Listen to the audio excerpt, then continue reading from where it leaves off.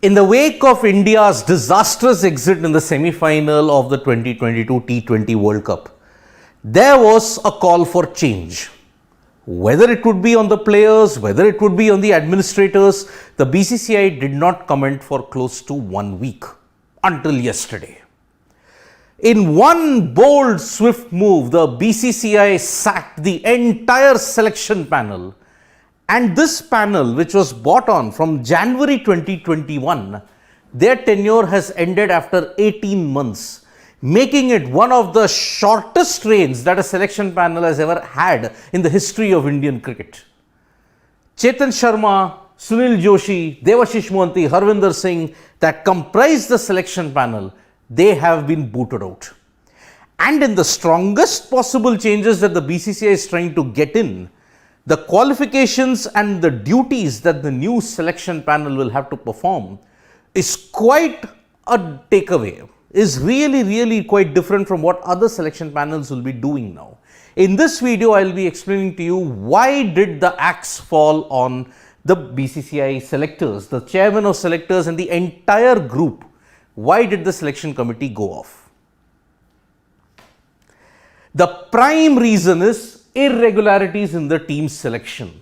Come to think about it, how many players came and went in the Indian cricket team? When did we play with a core? From September onwards.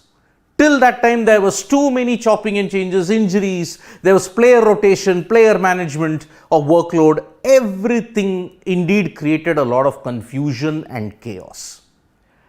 They did not pick the right team for any event. Asia Cup, T20 World Cup of 2021, T20 World Cup of 2022, the selection across the board was lambasted. No clarity on KL Rahul. What was he? Was he just your opener? Was he going to bat in the middle order? Is he captaincy material? Is he vice captaincy material? What is it about KL Rahul that the chairman of selectors and the entire selection panel did not give clarity on? There was too much confusion on KL Rahul's clarity and also too many changes in the captaincy. 7 captaincy candidates in the space of 1 year. Too many cooks spoil the broth, too many leaders confuse the ship. That is essentially the takeaway, and the BCCI had given an ultimatum. The ultimatum is, according to the sources that have told us, the ultimatum was that if the team does not win the T20 World Cup, heads will roll.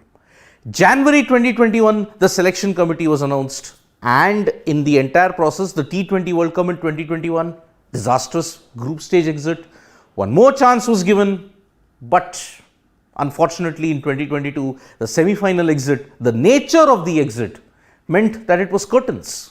And that is why it is very important to know who all were booted out. So who all have been sacked?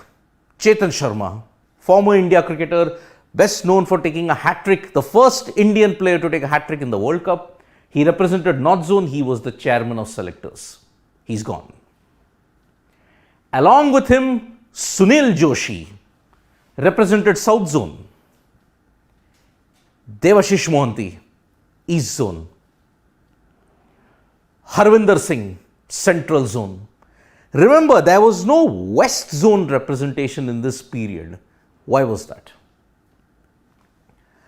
Abhay Kuruvilla was the West Zone representative from 2017 to 2021. So essentially, a selector is given a 4-year tenure. It can be extended. But Kuruvilla did not sought an extension, and during this period from January onwards till now, Kuruvilla did not want an extension. That is why no selector from the West Zone camp came. And that is why from Kuruvilla's tenure, which ended from January 2021 onwards, no selector from the West Zone was there. That is the prime reason why there were only 4 selectors. Now the BCCI has advertised for 5 positions. So basically, South Zone, Central Zone, East Zone, West Zone and North Zone. There will be a selection panel for all the zones represented. Now, interestingly, what are the qualifications that will be needed for the new selectors who are going to come? they should have played a minimum of 7 tests. They should have played 30 first class games, or to break up that 30, 10 ODIs and 20 first class games. That is the bare minimum that is needed. They should have retired from active cricket, any form of active cricket, for 5 years. Not in any cricket committee for the last 5 years. That is also one of the key criterias.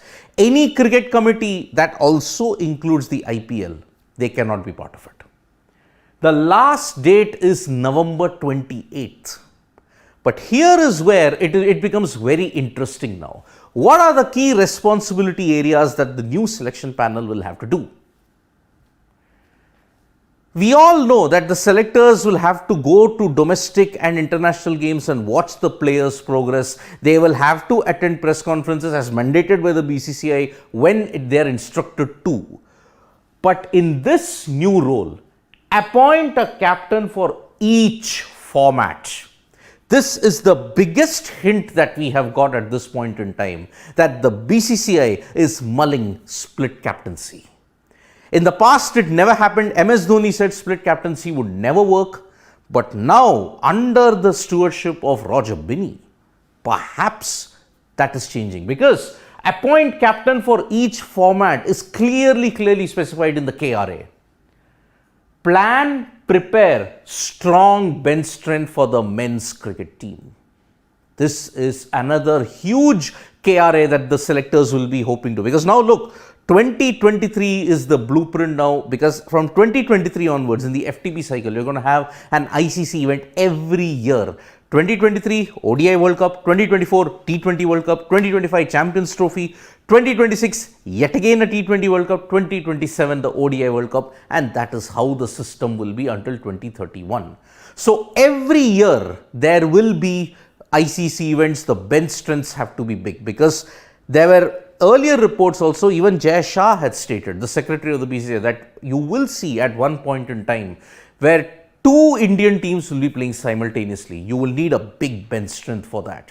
And that is why these 2 points, in addition to the already existing key responsibility areas that the new selection panel will have, that will be very important.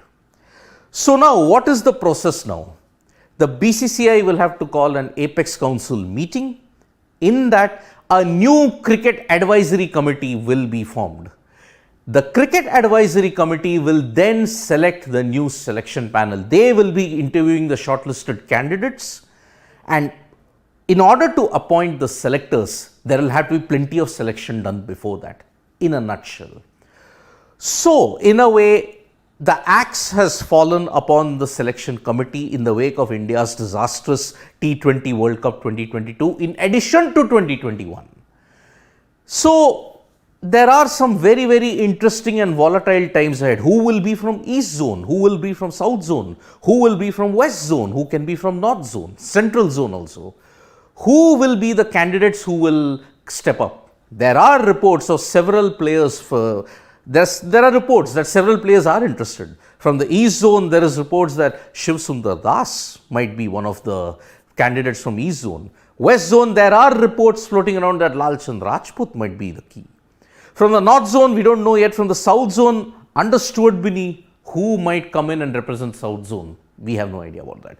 But in the next couple of days, there will be clarity as to first the Cricket Advisory Committee, and then from November 28 onwards, who will be the new selection panel in the BCCI. Thank you so much, folks, for joining us for this live. We'll be back with more updates from sports today. Press the like, comment and share button. We are also there on Facebook, Twitter and Instagram. Thank you.